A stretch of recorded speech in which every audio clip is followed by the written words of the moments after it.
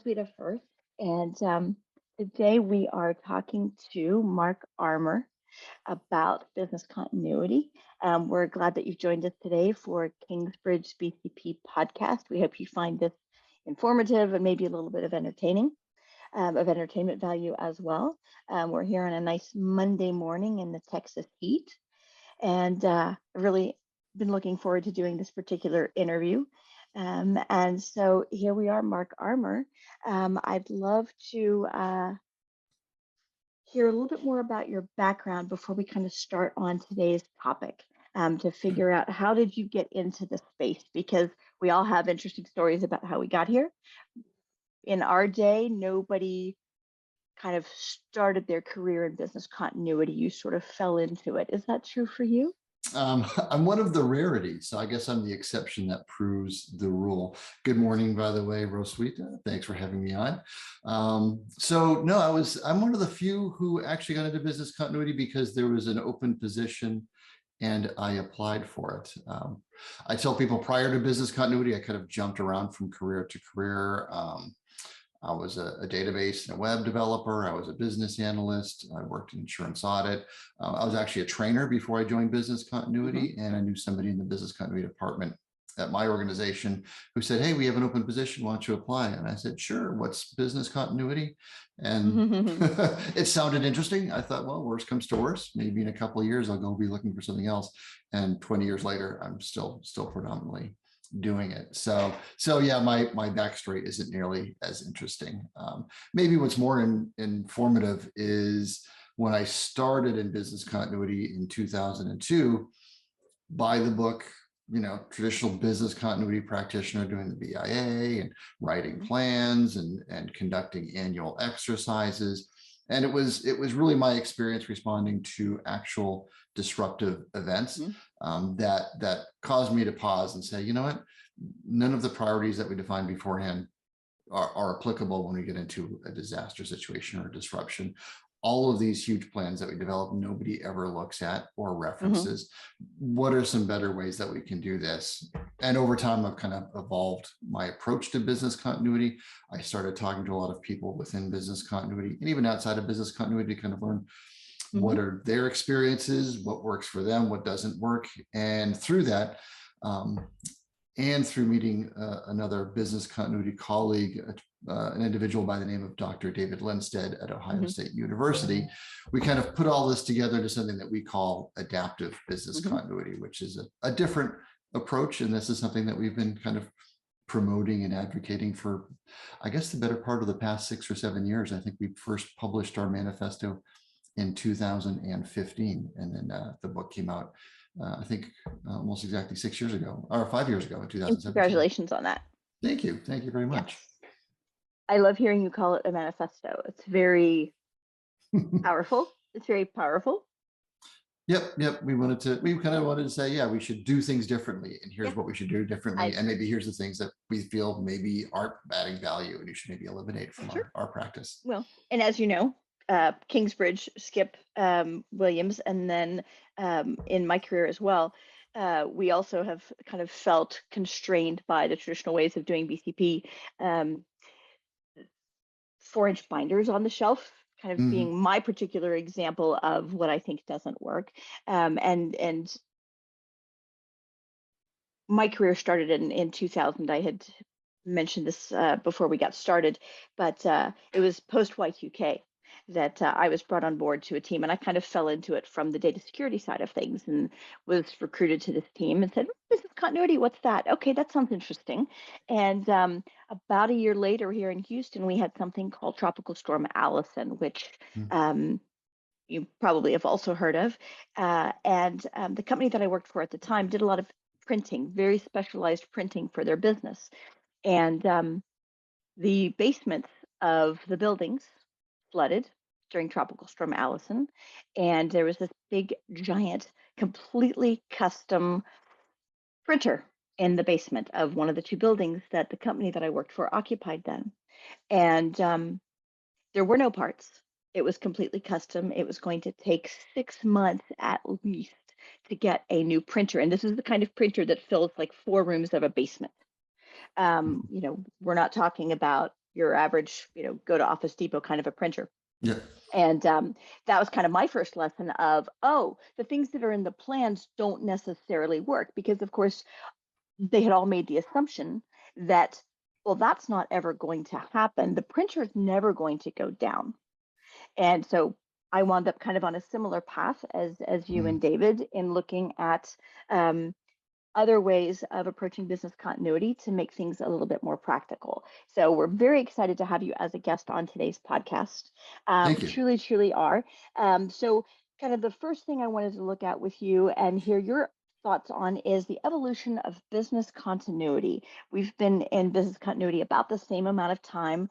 The Mhm. field is older than our presence in it, but a lot of the time that we've kind of been looking at things were done the same essential way. We've got our methodologies, we've got our supporting organizations, and I kind of want to hear what you have to say about the evolution of BCP. Sure, sure. So this is actually a topic I've done some research on. And if you Hmm. go back far enough to like the late 70s, there was no such thing as business continuity, but there was a burgeoning practice called IT disaster recovery. Yeah. And I think IBM was kind of the forerunner in this space, and they developed disaster recovery really as a means to recover and restore data for mainframe computers, the mainframes that they Hmm. were supporting.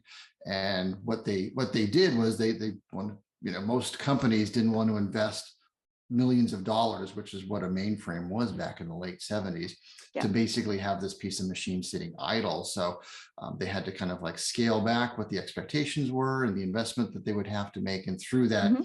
kind of define, okay, just a very rudimentary process for how they're going to restore a mainframe, maybe on a smaller, less expensive machine, and restore just Hmm. what was most critical. So that was kind of how we started down this path of defining what's critical and what our priorities are. IBM at the time, and there's actually a book where this is specifically stated, they developed a methodology for IT disaster recovery, and they based it entirely on the systems development life cycle. And if you look at the two side by side, they're pretty much the same. Hmm. So when like Comdisco and a couple of other enterprising organizations decided, hey, we could do the same thing for workspace and work area as IBM and others are doing for technology, they basically utilize the same methodology that already existed for ITDR to help define, okay, for workspace, if we're going to send people to some kind of dedicated office, if their workspace is unavailable, how do we determine who we're going to send there and what operations we're going to resume? Pause for just a second.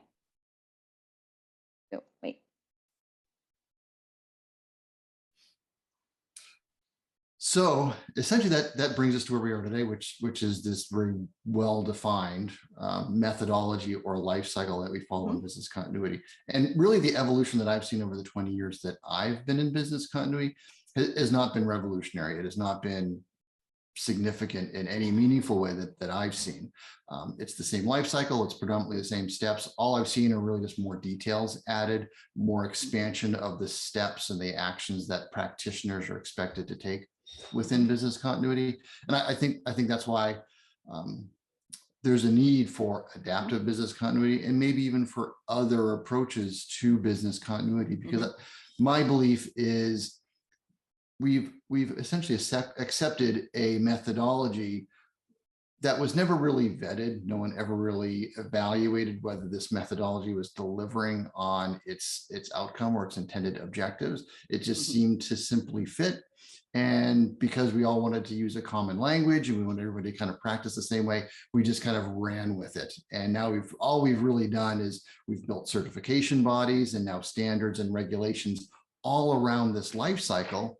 And yet no one's ever actually gone back to do the research and the analysis and say, are organizations that follow this life cycle experiencing better outcomes when they enter a disaster and when they come out of that disaster than organizations that don't, whether it's organizations that don't do any kind of preparedness at all or organizations that maybe do it differently. And differently. Yeah. I think it's time that the profession maybe start evaluating some of what we do and how we do it, and really maybe start investing in some proper research to tell us, well, what are the things that do provide value, and what are the things that maybe don't, that we can perhaps get rid of. And I think that brings us to where we are today, which is, I think business continuity is undergoing a rebranding, where we're now calling it resilience, because I think business continuity has just put a bad taste in most people's mouths. I think business continuity practitioners are the people that everybody runs away from, because they're going to ask me, they're going to take up a bunch of my time, and they're going to want to ask all this information. None of it's ever going to be relevant. I've been through disasters. We've almost always come out okay. I don't see the benefit or the value of all of this. So business continuity is now saying, well, sheesh, now that we've kind of given this term business continuity a bad name, let's come up with a new one. And I believe that resilience is a different animal. If we're to do it properly, we need to be doing it differently. And it's not just a rebranding of business continuity. I think we're simply going to make resilience a bad term in the future if the approach we take is just the same life cycle, but just with a new name on top. Yeah. And I think there's potential in rethinking as we continue down this path towards resilience as a concept, as a rebranding. I think there's potential there, because it does encompass more. But I agree with you that the danger of it simply being a rebranding is very real. So I'm curious to see kind of where things go in that regard. I was interested to hear you say that there's not been research done about sort of the efficacy of the methodology that we've all been using for a long time now. And while I certainly believe that in general, companies with plans outperform companies that don't have plans when faced with a disaster, I don't actually have any empirical evidence other than the kind of anecdotal stuff that we hear about in case studies and at conferences and things like that. But I'm very curious if this research ever comes to fruition to find out the difference between companies that follow the methodology and companies that have plans but that don't follow the methodology. Is the things that I see that don't provide value are lots of paper, and the things that do provide value are trained employees. And I think you can kind of go through. I want to know whether the things that we logically think help would actually be supported by the research. So you stopped at a great point, because my next question was actually going to be, okay, so tell me a little bit about the current state of BCP. And I think this is going to be, this is a watershed moment, I hope, for the field, simply because we are in a phase of companies experiencing multiple disasters simultaneously, or disasters that morph significantly from one type of event into another. Yeah, it's that, as well as our experience the past 2 years with COVID, right? All of these things coming together. So even before COVID, like I mentioned, David Linson and I can develop adaptive business continuity. At the time, I had already seen evidence in research that kind of pointed to whenever a disaster occurs, whether it's a hurricane or an earthquake, an act of terror, that organizations that do have defined plans, that go through a very robust and rigorous life cycle, their experience at the other side of that disaster is no different than organizations that didn't do anything. And really the factors that contributed to beneficial outcomes for the organization were entirely different, and they were outside of business continuity. They had nothing to do with documented plans. They didn't have anything to do with prioritized orders of recovery and focusing just on critical business services, because what most organizations found is when that disaster occurred, yes, they were affected, but so was their community, and the geographic region they operated in. So were their customers. So were their competitors. And the result of that is the services that they defined as critical when the sun was shining and everything was humming along as expected were not the services that became critical when they were faced with this major disruption and disaster that affected all of these things around them and not just them as an organization. The problem is, these were all kind of just viewed as outliers because they were small geographic events. I say small, they were pretty big for the people that they occurred to. Right. But when we look at the global, on a global scale, they were relatively small. So most of the business continuity profession just said, no, no, no, you're just not doing it right. Let's just continue plowing along this course. COVID-19 came along, and now most of us have experienced the same thing, which is, again, we went into 2020 planning for pandemics based on the assumption that the biggest impact we would experience would be a shortage of staff. How are we going to operate if people can't come into the office because they're sick or they're caring for loved ones who are sick? We didn't really think that, well, what if our customers also are in the same boat and they have employees who are sick? What if our competitors are in the same boat? It's going to change the entire dynamic of the services we provide, how we operate. If you're in the travel and hospitality and entertainment industry, they were all struggling. How do we continue to keep the lights on if there isn't a demand for our product? Meanwhile, retailers and restaurant corporations were saying, how do we deliver our services and products online? How do we give customers a better online experience rather than focusing on the brick and mortar delivery of our services that we have done traditionally? And it really threw a lot of things into disarray. And I think if we don't look back over the past 2 years and apply all of these lessons that we've learned, we're simply going to force the same life cycle and experience the same results, which is, again, business continuity professionals aren't viewed as providing value. People want to avoid us because we're just collecting a bunch of data that a lot of people don't really see value or benefit in providing. So hopefully most of us, particularly the leaders of the business continuity discipline, will take a hard look at what we've been doing over the past 20 years and our experience over the past 2 years to say, you know, I think perhaps there's an opportunity to do some research, and there's an opportunity for us to maybe modify what we do and maybe even revolutionize what we do. That's my hope. I'm optimistic. I am also optimistic. So you've kind of touched on sort of my next question throughout your conversation. So this might be a short one, but what do you see specifically are some of the problems of let me see if I can even tweak the question a little bit to give you an opportunity to say a little bit more. The problems of BCP was sort of the original, but you've talked about that a little bit. So maybe suss out something very specific that you feel is overlooked, and the problems that we either as practitioners in general face, or problems with the methodology, which I feel like you might have kind of answered that fairly well, but I'm curious to see what you have to say. Sure. There's a few avenues to go down. First, just methodology in general. What I've seen and read of the limited research that's out there, the things that contribute to better outcomes for organizations is not planning, it's not written, documented plans. It's things like relationships within the organization. It's things like trust and empowerment. People that trust their leaders to make the right decisions on their behalf, people within the organization at ground level who are trusted to make decisions for their customers and for their employees on site. They always experience much better outcomes when they suffer disruptions than organizations that try to follow this very regimented approach. And what I believe is all of these things that make for better outcomes, like building trust and empowerment, granting people authority to make decisions, practicing and expanding what we do and how we do it, and not focusing so much on a playbook or a documented set of procedures, is the way we should go. And what I believe is there's no set methodology that we can really establish to do this, because think of all the things that can contribute to an organization's level of preparedness and the outcomes, the benefits it can receive when it experiences disruptions. And just to give you two examples, one is resources.